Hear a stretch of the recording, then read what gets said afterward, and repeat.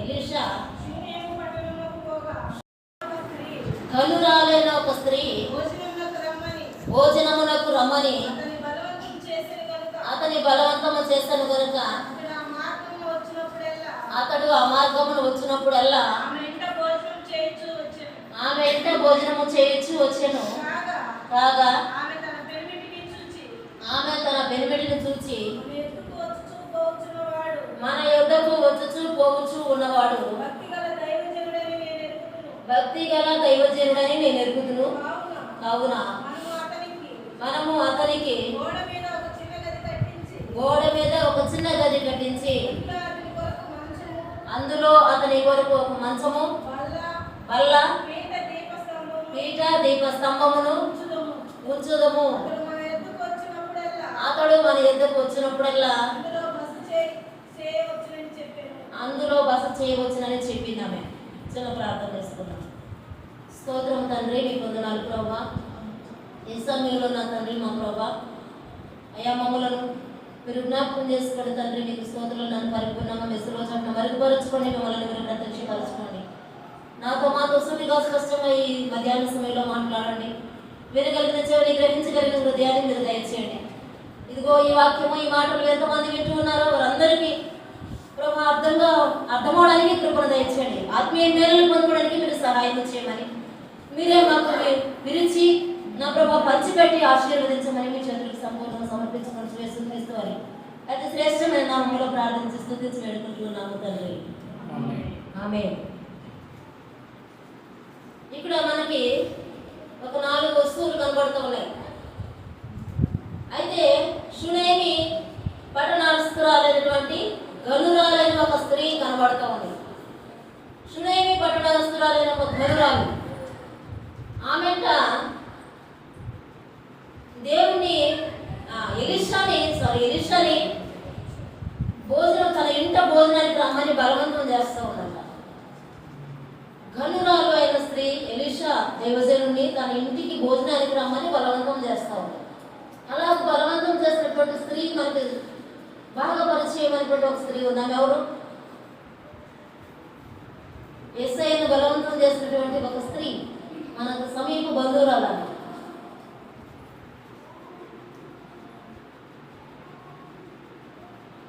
చెప్తున్నా చిన్నగా నోట్లో చెప్పుకుంటున్నాను.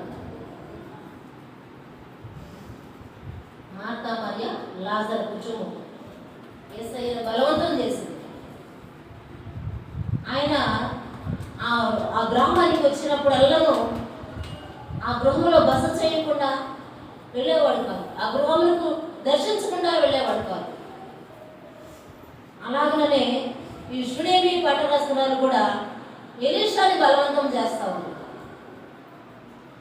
మా ఇంటికి రా దైవజనుడానికి పిలుస్తూ ఉంది. అంత మాత్రమే కాదు కానీ ఆ పట్టణానికి వచ్చినప్పుడల్లా ఆ దైవజనుడు అంతా ఇంటికి పెడతా ఉంటాడు. ఒక వ్యక్తి తరచుగా మరొక ఇంటికి ఎందుకు పెడతారు? ఆ మనసు కలిస్తే, ఆ ప్రేమ బంధాన్ని బట్టి, ఆ మనసు కలిసిన విధానాన్ని బట్టి వెళ్తారు. ఆ గౌరవించే విధానాన్ని బట్టి వెళ్తారు. నిజంగా ఈ గనురాలు ఎలీషాని ఎంత గౌరవించిందో, దైవజనుడైన ఎలీషాని ఎంత గౌరవించిందో, బలవంతము చేసింది తన ఇంటికి రమ్మని. షునేమి పట్టణములకు వెళ్ళినప్పుడల్లాను ఆ గనురాలు ఇంటికి వెళతా ఉన్నాడు దైవజనుడు. వెళ్ళినటువంటి ఆ సందర్భంలో ఆ వెంట ఉంది, తన పెనిమిడితో మాట్లాడుతూ ఉంది. 9వ వచనంలో, కాగా ఆమె తన పెనిమిటిని చూసి మన యొద్దకు వచ్చుచూ పోవచ్చు ఉన్నటువంటి భక్తి గల దైవజనుడని నేను ఎరుగుదును అంటా ఉంది. ఆ దైవజనుడు ఎలాంటి వాడంట? భక్తి కలిగిన దైవజనుడు. అంటే ఇప్పుడు ఒక వ్యక్తి అంటా ఉన్నారు, మా నాన్న మంచుంటే మీ నాన్న మంచుడు కదా అంటూ ఉంటారు. అట్లాగా దైవ భక్తి కలిగినటువంటి దైవజనుడు, భక్తి కలిగిన దైవజనుడు ఎలీషా అని ఈ గనురాలు తన భర్తకు చెప్తా ఉంది, సాక్ష్యం ఇస్తా ఉంది.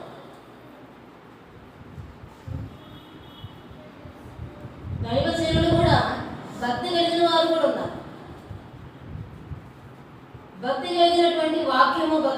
బోధ ఉంది.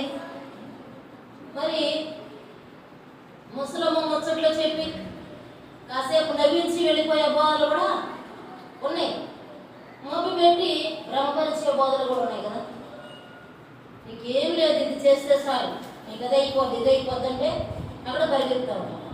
ఈ షునేమి పట్టణపు గనురాలు, పట్టణస్థరాలైన గనురాలు గమనించింది దైవజనుడి నడకలు, గమనించింది ఆయన ప్రవర్తనను గమనించింది. ఆమె సాక్ష్యం ఇస్తూ ఉంది. భక్తి కలిగిన దైవజనుడు అంటా ఉంది. దైవజనుడు ఎలా ఉండాలంట? భక్తి కలిగిన వారుగా పనిచేయాలి దేవుని పని. మనకి మీకందరికీ జ్ఞాపకం ఉండిద్ది అని నేను అనుకుంటున్నాను. ఒక వ్యక్తి మన దగ్గరికి వచ్చాడు, దైవజనుడు ముందు. నేను ఇంగ్లీష్ చెప్తాను, తెలుగు చెప్తాను.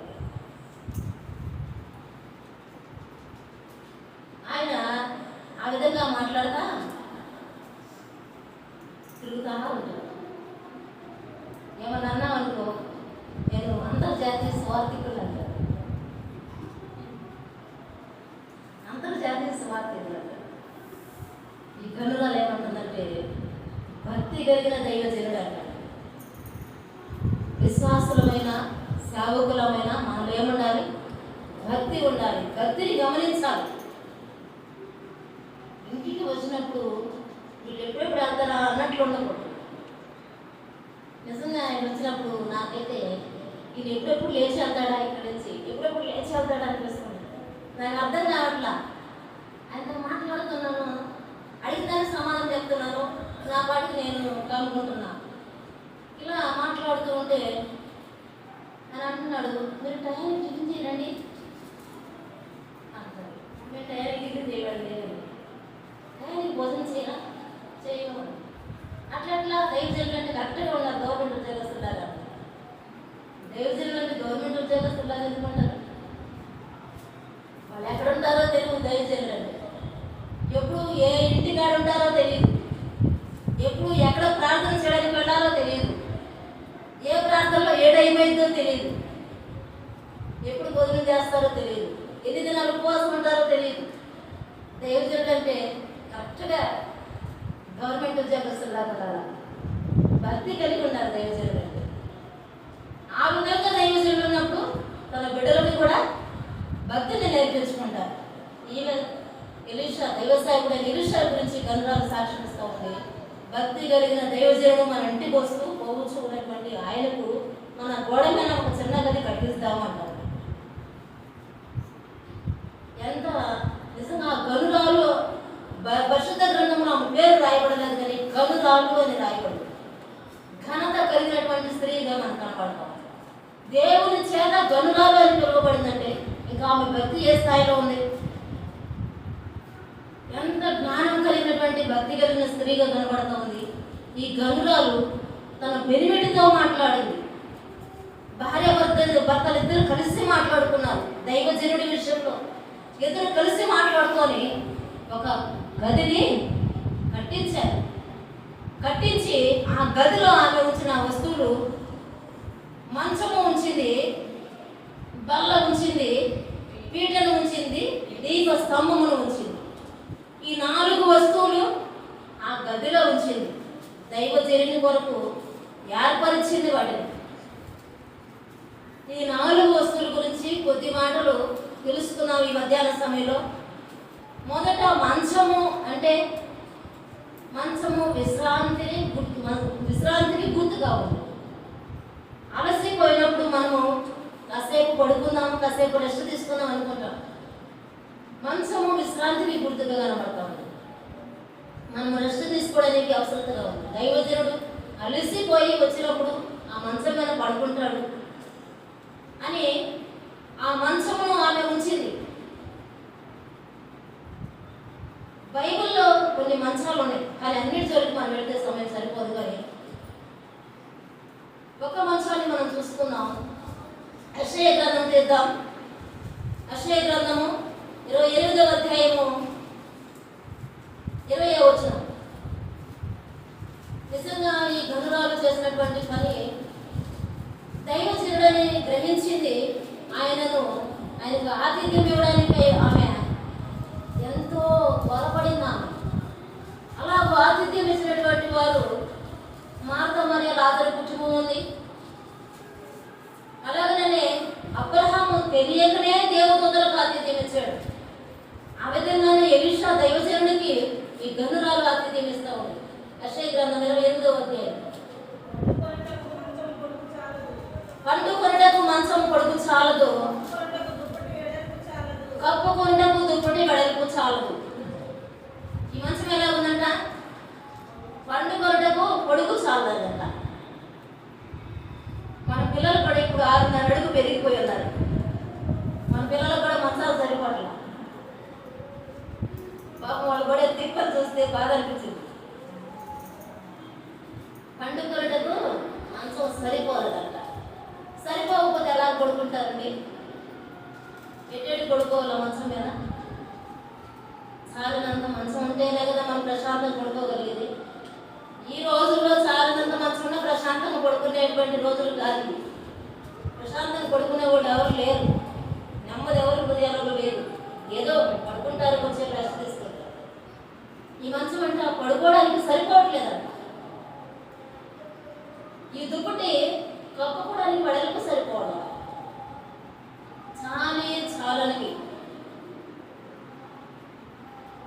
చాలని వాటి వైపు పరుగులు తీసేటువంటి వారుగా మనం ఉన్నాం. చాలినటువంటిది ఏంటిది? విశ్రాంతినిచ్చేది ఏంటిది? మత్తయి సువార్తలో ఉంది కదా, ప్రయాసపడి భారం మోయిచున్న సమస్త జనులారా నా యొద్దకు రండి, నేను మీకు విశ్రాంతినిస్తాను అంటాం. విశ్రాంతిని ఎవరిస్తాడంట? మన దేవుడే. మనకి సరిపోయిన మంచముగా మన దేవుడు ఉన్నాడు. మనకి విశ్రాంతినిచ్చేటువంటి దేవుడు మనకున్నాడు. చాలని దేవుడు కాదు మన దేవుడు. మరి 30వ అధ్యాయం 1వ వచనం కూడా చూద్దాం. యెషయా గ్రంథంలోని 30వ అధ్యాయం 1వ వచనం చూద్దాం. యెహోవా వాక్కు ఇదే, లోబడని పిల్లలకు శ్రమ, పాపమునకు పాపం కూర్చుకున్నట్లుగా నన్ను అడుగక ఆలోచన చేయుదురు. నా ఆత్మ నిమింపని సంధి చేసుకుందురు. వారు నా నోటి మాట విచారణ చేయకుంటారంట. దేవుని నోటి మాటను విచారణ చేయకుండా లోబడనలోని ప్రజలుగా ఉంటారు. చాలిన దేవుని విడిచిపెట్టేటువంటి వారుగా ఉంటారు. సరిపోయిన మన పరిస్థితులకు సరిపోయిన దేవుణ్ణి విడిచిపెట్టి చాలని పరిస్థితుల్లోనికి నెట్టివేయబడేటువంటి వారుగా ఉంటారు. ప్రశాంతత లేనటువంటి వారిగా, నెమ్మది లేనటువంటి వారిగా, సమాధానం లేనటువంటి వారిగా ఉంటారు. ఐఫోన్ కనిపెట్టినటువంటి వ్యక్తి 1974 సమాధానం కొరకు, నిజమైన దేవుని కొరకు వెతుకులాడుతూ ఉన్నప్పుడు ఆయనకు నిజమైన దేవుడు, నిజమైన సమాధానం దేవునిలో కనబడిందంట. కానీ ఏ జ్ఞానము లేనటువంటి మనం మాత్రం దేవుని దగ్గరికి రావడానికి లోబడడంలోని ప్రజల్లాగా, యెషయా గ్రంథం 30వ అధ్యాయం 1వ వచనంలో ఉన్నట్లుగా లోబడడంలోని ప్రజల్లాగా మనం ఉంటాము. అంత జ్ఞానము కలిగినటువంటి వారే దేవుడు ఎవరున్నా ఎక్కడున్నాడా అని అన్వేషణ చేసుకుంటూ వెతికిన సమయంలో, సందర్భంలో దేవుడు ఒక్కడే విశ్రాంతిని ఇవ్వగలడు, ఆయన దగ్గర మాత్రమే నెమ్మది ఉన్నాయని వాళ్ళు గ్రహించగలిగారు. ఈయనే మన పరిస్థితికి సరిపోయిన వాడని వారు గ్రహించగలిగారు. కానీ మనం గ్రహించలేకపోతాం. మనం లోబడలోని ప్రజలుగా ఉన్నాం. మైకల్ జాన్సన్ అనేటువంటి వ్యక్తి కూడా చాలా మంది నవ్వించాడు, చాలా ఇచ్చేసాడు. కానీ లాస్ట్కి ఆయన జీవితంలో నెమ్మది లేదు, ఆయన జీవితంలో సమాధానం లేదు. ఈ లోకంలో ఎన్ని ఉన్నా లేకపోయినప్పుడు నేను చాలిన యేసయ్య లేకపోతే, చాలిన పరిస్థితులు లేకపోతే సమాధానం ఉండదు, విశ్రాంతి ఉండదు, కొదువులే, దుఃఖమే, వేదనే. మరి ఆ విధంగా చాలినటువంటి దేవుడిని మనం ఆశ్రయించేటువంటి వారంగా ఉండాలి. దేవుడు మన కోసము ఈ లోకానికి వచ్చి ఒక చేతిని దేవునికి అందించి, ఒక చేతిని మనకు అందించి సిలువలో ఆయన బలిగా అర్పణగా అర్పించబడ్డాడు. మనలో దేవునితో చాలినటువంటి సమాధానాన్ని సమకూర్చినటువంటి దేవుడిగా ఉన్నాడు. మరి చాలిన దేవుని దగ్గర మనము విశ్రాంతి తీసుకోవాలి. చాలిన దేవుని దగ్గర మనము నెమ్మది పొందాలి. మత్తయి సువార్త 11:28 ఉంది, ప్రయాసపడి భారం మోయించున్న సమస్త జనులారా అనేటువంటి మాట. 11:28-30 వరకు, ప్రయాసపడి భారమును మోసుకొంచున్న సమస్త జనులారా నా యొద్దకు రండి, నేను మీకు విశ్రాంతి కలుగచేతును. నేను సాత్వికుడను, దీన మనసు గలవాడను కనుక మీ మీద నా కాడి ఎత్తుకొని నా యొద్ద నేర్చుకొనుడి, అప్పుడు మీ ప్రాణములకు విశ్రాంతి దొరుకును. ఎలైనగా నా కాడి సులువుగాను నా భారము తేలికగాను ఉన్నదంట. దేవుడు అంట ఉన్నాడు, మీ ప్రాణములకు విశ్రాంతి దొరుకును అంటున్నాడు. ఆయన ఎలాంటి వాడు అంటే సాత్వికుడు, దీన మనసు గలవాడు కనుక ఆయన పిలుస్తూ ఉన్నాడు. మళ్ళీ ప్రయాసపడి భారం మోయించిన వారులారా నా యొద్దకు రండి, నా యొద్ద విశ్రాంతి పొందమని దేవుడు పిలుస్తూ ఉన్నాడు. విశ్రాంతి దేవుడి దగ్గర ఉంది. చాలినంత దేవుడు మనకున్నాడు. చాలని దేవుడు కాదు మన దేవుడు. మంచము విశ్రాంతికి గుర్తుగా ఉంది. మంచము దేవునికి గుర్తుగా ఉంది. అలాగనే రెండవది బల్ల. ఈ బల్ల మరి సహవాసానికి గుర్తుగా ఉంది. బల్ల అంటే ప్రభు బల్ల, సహవాసానికి బల్ల గుర్తుగా ఉంది. ఈ సహవాసంలో మనము చేరి ఉన్నామా? ఎంత ఆత్మీయమైన సత్యాలు ఆ 4 వస్తువుల్లో ఇమిడి ఉన్నాయంటే అంత ఆత్మీయమైన సత్యాలు ఇమిడి ఉన్నాయి. మనకి ఆ వస్తువులు మాత్రమే కనబడతాయి, కానీ అందులో ఉన్నటువంటి సత్యము మనకు అర్థం కాదు. మరి బల్ల సహవాసానికి దేవునికి గుర్తుగా ఉంది. ఆదికాండం 3:8 ఆ సహవాసాన్ని మనం విడిచిపెట్టాం దేవునితో. 3:8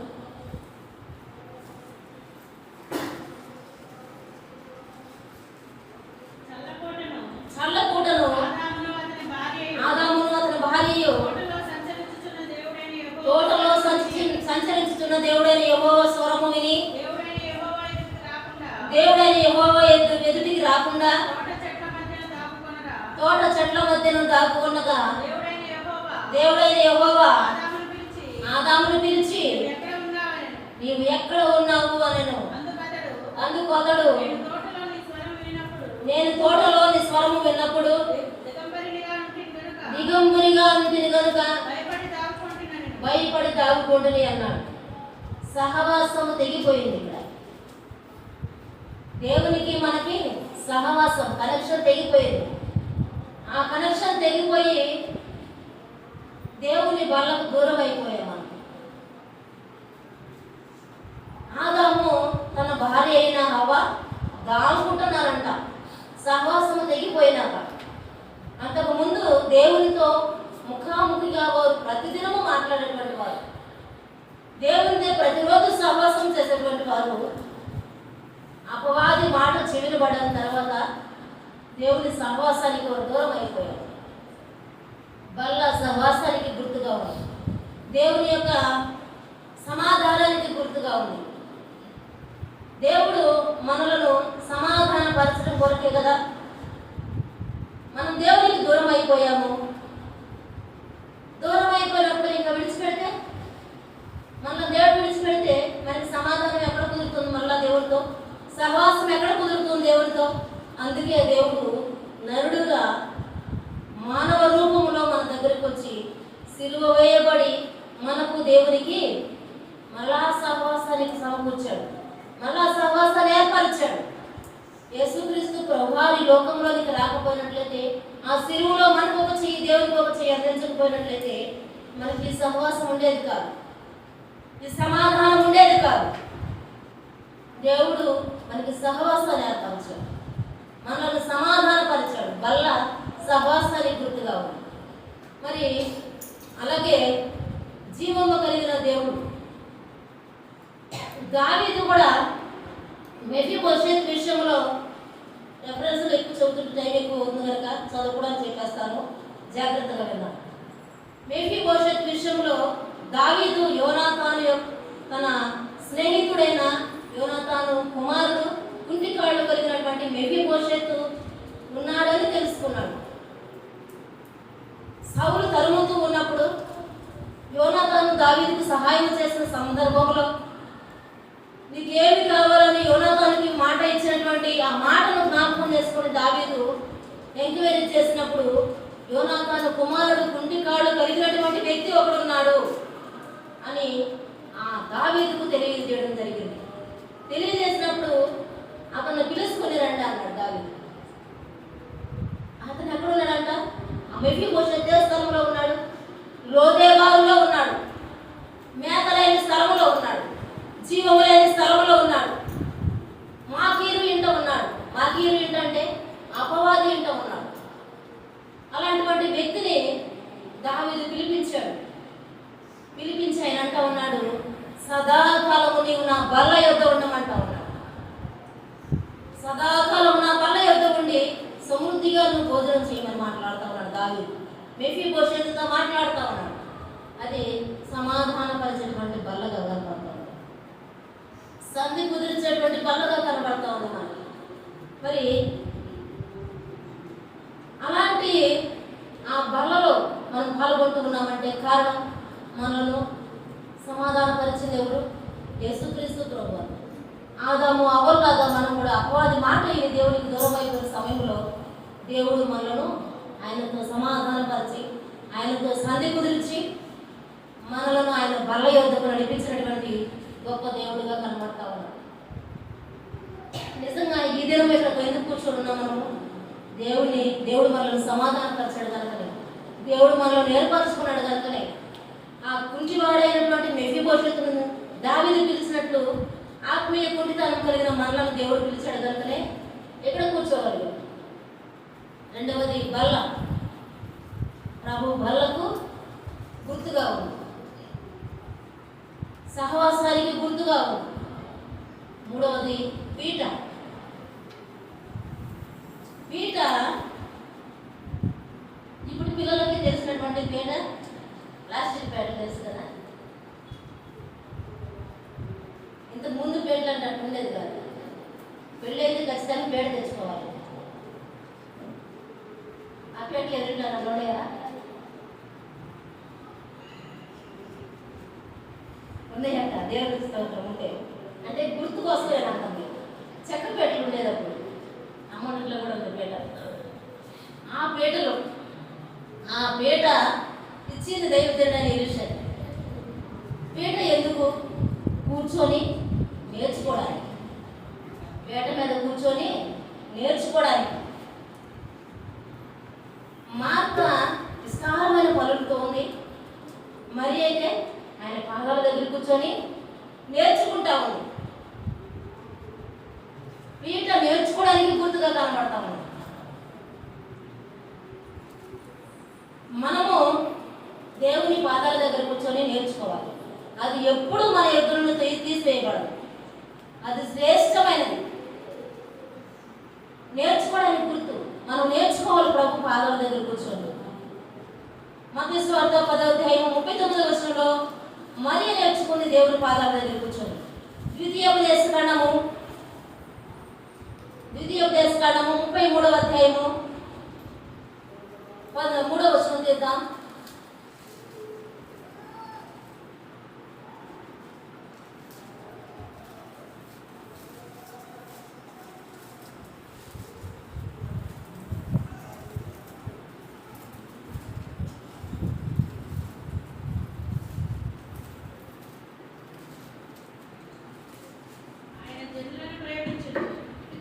జనులను ప్రేమించను, ఆయన పరిశుద్ధులందరూ 33వ అధ్యాయం 3వ వచనం. వారు నీ పాదముల యొద్ద సాగిలపడుదురు, నీ ఉపదేశమును అంగీకరింతురు. మోషే మనకు ధర్మశాస్త్రము విధించెను, అది యాకోబు స్వాస్థ్యము. జనులలో ముఖ్యులను ఉపదేశమును అంగీకరించురు. ఏం నేర్చుకుంటారంట? ఉపదేశమును అంగీకరించాలి. ఉపదేశం ఎక్కడ ఉంటుంది మనకి? ఉపదేశము దేవుని సన్నిధిలో ఉంటుంది. ఆయన మనకు చెప్తాడు. చెప్పేటప్పుడు మనము కూర్చొని చక్కగా నేర్చుకోవాలి. చెప్పేవాడు నిలబడి చెప్తారు, వినేవారు కూర్చొని వింటారు. కూర్చొని వినడానికి కూడా మాకు కష్టమే, మేము పడుకొని వింటాము అనేవాళ్ళు కొంతమంది ఉంటారు. ఆ విధంగా కాదు, కూర్చొని నేర్చుకోవాలి దేవుని సన్నిధిలో. మరి ఆ దేవుని పాదాల దగ్గర కూర్చొని చక్కగా నేర్చుకోండి. ఆ విధంగా కూర్చొని నేర్చుకోవడానికి గుర్తుగా ఆ పీట కనబడతా ఉంది. అలాగే దీపస్తంభము నాలుగవది దీపస్తంభము. ఈ 4వది దీపస్తంభము దేవుడు యేసుక్రీస్తు లోకమునకు వెలుగై ఉన్నాడు. మత్తయి సువార్త 5వ అధ్యాయము 16వ వచనం చూద్దాం. మత్తయి సువార్త 5వ అధ్యాయం 16వ వచనం.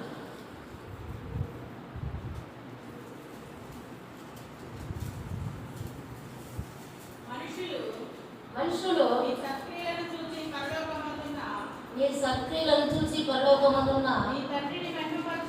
నీ తండ్రిని మహిమపరచినట్లు వారి ఎదుట మీ వెలుగును ప్రకాశింపనీయుడి. మన వెలుగు ఎలా ఉండాలంట? ప్రకాశిస్తూ ఉండాలి. వెలుగులో ఉన్న వారికి ఎటు వెళ్ళాలో అర్థమవుతుంది, ఏమి చేయాలో అర్థమవుతుంది. వెలుగులో లేకపోతే, దీపస్తంభము లేకపోతే, చీకటిలో ఉన్నామనుకో, మన పరిస్థితి ఎలాగుంటుంది? ఏం అర్థం కాదు. ఎక్కడికి వెళ్ళాలో అర్థం కాదు, ఏమి చేయాలో అర్థం కాదు. వెలుగులో మనం ఉండాలి. దీపస్తంభము మనకు ఉండాలి. దీపస్తంభం ఉన్నప్పుడే మనకు అన్నీ అర్థమవుతాయి. మరి దేవుడు వెలుగు కనుక మనము కూడా వెలిగించబడిన వారంగా ఉండాలి. బాప్తిస్మం ఇచ్చే యోహాను వెలుగుచు మండుచు ప్రకాశిస్తున్న దీపము అని ఆయన పేరు. మనకి ఏ పేరు ఉంది? మండుచు ప్రకాశిస్తున్న దీపము బాప్తిస్మం ఇచ్చే యోహాను గారి పేరు. మనకే పేరు పిలుస్తూ ఉన్నారు లోకంలో. మనలను కూడా వెలిగించబడిన సహోదరుడు అని పిలవాలి లోకం. దేవుడు లోకమునకు వెలుగై ఉన్నాడు. వెలుగు సంబంధులు చీకటిలో సంచరించరు. చీకటిలో సంచరించే వారెవరు? లోక సంబంధులు చీకటిలో సంచరిస్తారు. చీకటిలో ఉన్నారంటే ఖచ్చితంగా అక్కడ ఏముందని అర్థం? అపవిత్రత ఉందని అర్థం. చీకటిలో ఉంటే అపవిత్రత ఉంది, పవిత్రత లేదు. అక్కడ చీకటిలో అసహ్యమైన కార్యాలు జరుగుతాయి. మనము ఎవరు అంట? వెలుగు సంబంధులు ఉన్నాం. వెలుగులు నడిచేవారు. వెలుగులో నడవాలంటే దీపస్తంభం ఉండాలి. దేవుని సన్నిధి మనతో ఉండాలి. మరి యోహాను సువార్త 8వ అధ్యాయం 12వ వచనం చూద్దాం. యోహాను సువార్త 8వ అధ్యాయం 12వ వచనం.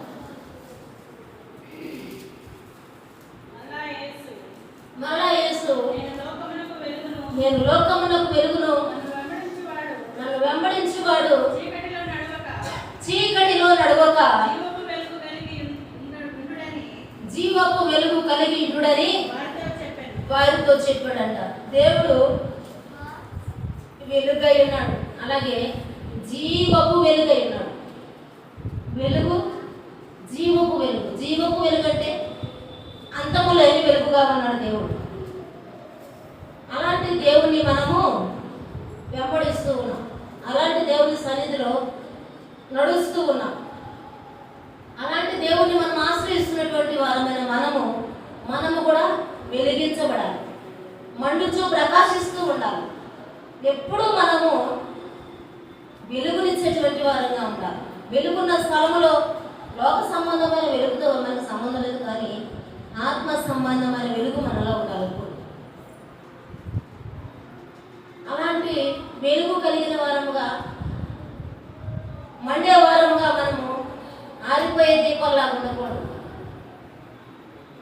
దీపం ఆరిపోతే ఎట్లుంటుంది పరిస్థితి? ఆరిపోయే దీపాలుగా విశ్వాసులమైన మనము, క్రైస్తవులమైన మనము ఉండకూడదు. చీకటి సంబంధముగా మనం ఉండకూడదు. చీకటి కార్యాలు మనలో ఉండకూడదు. వెలుగునిచ్చేటువంటి దేవుని సన్నిధిలో ఉన్న మనము, జీవపు వెలుగైన దేవుని సన్నిధిలో ఉన్న మనము కూడా జీవపు వెలుగుగా మార్చబడాలి. నిత్యము వెలిగేటువంటి వారంగా ఉండాలి. ఆర్పివేయబడే పరిస్థితి మనలోనికి వద్దు.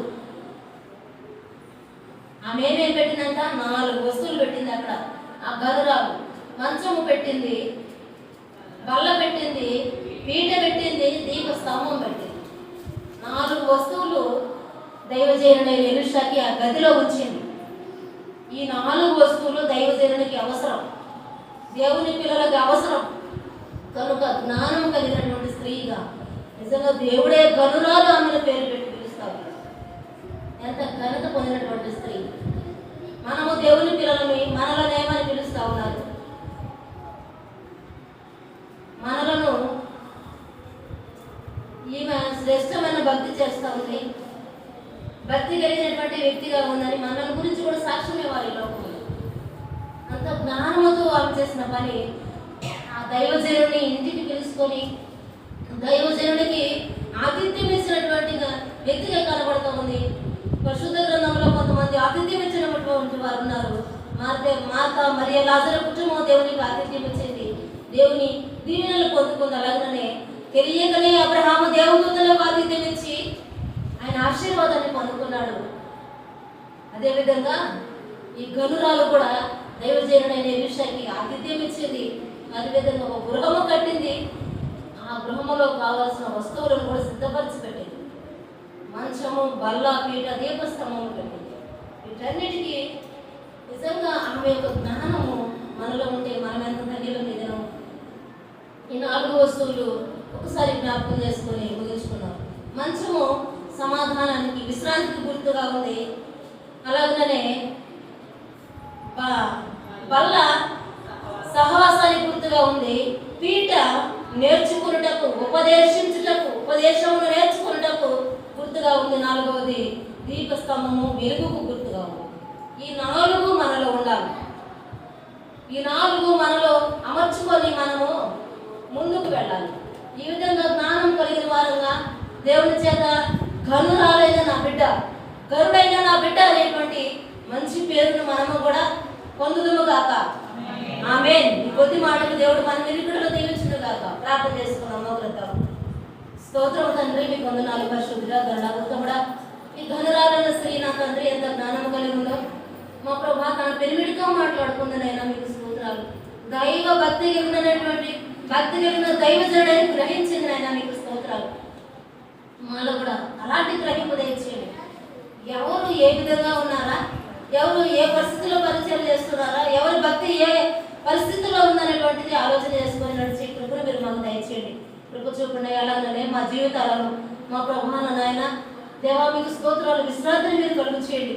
నైనా తండ్రి మీకు వందనాలు తెలుసు. అలాగనే మా ప్రభా మీ బల్ల యొక్క సహవాసంలో నిలిచిండే కృపను మాకు దయచేయండి. నాయన సహాయం చేయండి తండ్రి. నా ప్రభా మీ దగ్గర, మీ పాదాల దగ్గర కూర్చొని నేర్చుకోవడానికి ప్రభా, ఉపదేశాన్ని పొందడానికి సహాయం చేయండి తండ్రి. మీకు స్తోత్రాలు. అలాగనే మా దేవా మేము వెలిగి మా తోటి వారిని వెలిగించే వారిగా మమ్మల్ని మార్చడం తండ్రి. రోజు నడిపించమని మా ప్రభా వినిన బిడ్డల హృదయాలలో మేలు కలుగునట్లుగా, మా ప్రభా ఆశీర్వాదం కలుగునట్లుగా, ఆత్మీయ ఆశీర్వాదాలు కలుగునట్లుగా మీరు తీర్చిదిద్ది కృప చూపమని యేసుక్రీస్తు వారి శ్రేష్టమైన నామములో ప్రార్థించి స్తుతించి